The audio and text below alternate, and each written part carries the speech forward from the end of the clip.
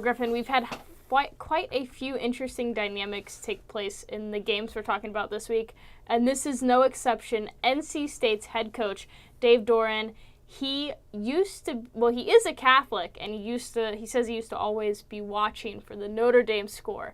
So he is kind of a fan. That's what most Catholics kind of lean towards in this situation, but now he gets to play them. Yeah, it's always interesting when when you're raised a fan of one team, when you aspire to one day play and or even coach for that team, and then you end up playing and or coaching against that team. It's always interesting to see those types of matchups. This year, Notre Dame has really bounced back. Their last 2 years, they only had a combined 9 wins. This year, they're definitely on track to surpass that, and hopefully by quite a bit. They just dominated last week in a game that both Janae and I thought was going to be pretty close. Notre Dame just took care of business, took out USC. They were even able to play a lot of their backups on both sides of the ball towards the end of the game and get those players valuable experience. But they completely blew out USC. It was at home, but that being said, USC they looked like nobody. They looked like a practice squad in that game. And their ground game was a big reason why. They're averaging 318 yards on the ground so far this season. Josh Adams and Brandon Wimbush combined for 18 total touchdowns. They're one of the best dynamic duos, especially as far as backfield duos go, in all of college football this year. They're going to have another big game. They've had big games so far in every game this year.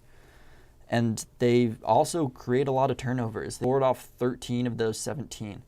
That's a pretty impressive stat to have, and it really shows that Notre Dame, if they're given good field position, they will take advantage.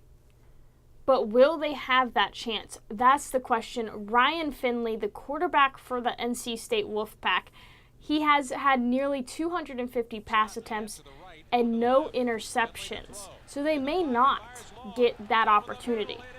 But then we talk about the offense, and although they're more effective as a passing unit, they have destroyed their opponents when it comes to the rushing offense, as they outrush opponents by an average of 80 yards per game. That's pretty impressive, especially when your strongest point is the aerial attack. Then we talk about the defense. The rushing defense is stellar, and breaking through the front seven is going to be a hard task for the Notre Dame offense when their average linebacker and lineman weighs about 240, 250 pounds. And they have limited their opponents to a total of 91 yards per game. And they are 2-0 against Notre Dame. They haven't met too many times. They've only met twice, being 2003 and 2016, back when Notre Dame had less than a 500 season. This year, that's simply not the case. Notre Dame is on fire, but so is NC State, who's upset a couple of teams. They have an amazing front seven. They have some amazing, just position groups on the field. But as a team, they're exceeding expectations, but they're not great. They're above average, but not amazing. It's something that's really plagued NC State. And hopefully in the next couple of years, they're able to build their recruiting and they're able to really move up as far as the college football just rankings and notoriety go. They're a fun team to watch, especially on the defensive side of the ball. If you like good defensive football, they're very similar to a lot of those big SEC teams.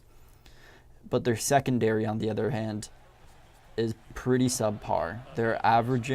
They give up about 290, almost 290 yards per game through the air. That's something that Notre Dame might not necessarily be able to take advantage of. They definitely don't have the best passing attack, but it's something that almost every team NC State's played so far this year, whether they normally have a good passing attack or not, has been able to take advantage of. If you can't run the ball, you have to pass it, and against this NC State team, that might be Notre Dame's only option to move the ball downfield. It might be, and we'll have to see how that goes because we haven't really seen too much of it this season. No, we definitely haven't. With Wimbush as quarterback, he is definitely more of a mobile running quarterback than a passing quarterback. And that leads us to the first weakness for Notre Dame, is that passing offense. There's no doubt that Notre Dame has a great rushing game, but they rely on two guys, Brandon Wimbush and Josh Adams. And when the Wolfpack shuts that down, there's no if here, it's when they shut it down. Notre Dame is going to be in trouble. And that's what we're talking about now is, will they be able to take advantage of that passing defense that NC State has? We don't know. We haven't seen too much of the passing game from Notre Dame this season. The secondary, that's another issue the Irish faces. They have trouble defending against the pass, but they have gotten 7 interceptions this season. So, yes, they give up quite a few yards, but they can usually create a turnover every now and again. And will they look over NC State after such a big win over USC? That's always a possibility. Yeah, that definitely is. Notre Dame, they control their own destiny at this point as far as the college football playoff goes. If they win out, they'll be in. But it'll be really tough for them. This is one of those really sneaky games. They have Miami and Stanford both away later in the season. But Notre Dame, they're going to have to get their rushing attack going. It's going to be tough for them. But Josh Adams, if any running back is going to do it, Josh Adams is going to be the guy. He's one of the top running backs in the nation. He has almost 1,000 yards on the year and 8 touchdowns, both of which are towards the top for all running backs in college football.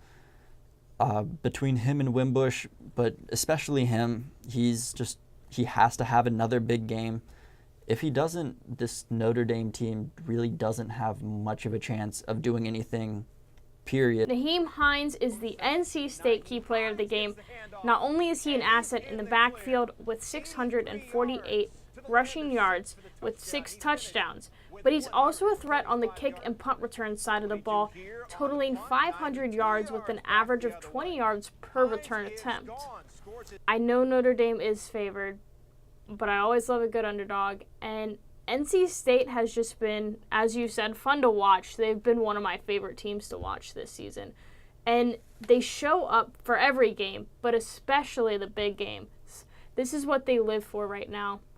And if Notre Dame does overlook them after such the hype that they got after beating USC, that's going to be an issue because everyone has their peaks and valleys, and this game might just be a valley for Notre Dame. Yeah, and this 14th ranked NC State team, they look to be the team that might upset Notre Dame. It'll be really tough, especially playing at Notre Dame. It's one of those places, as I said last week, just being there, you can feel there's something special in the air. Notre Dame doesn't lose at home very often. For whatever reason, they just seem to have that touchdown Jesus magic.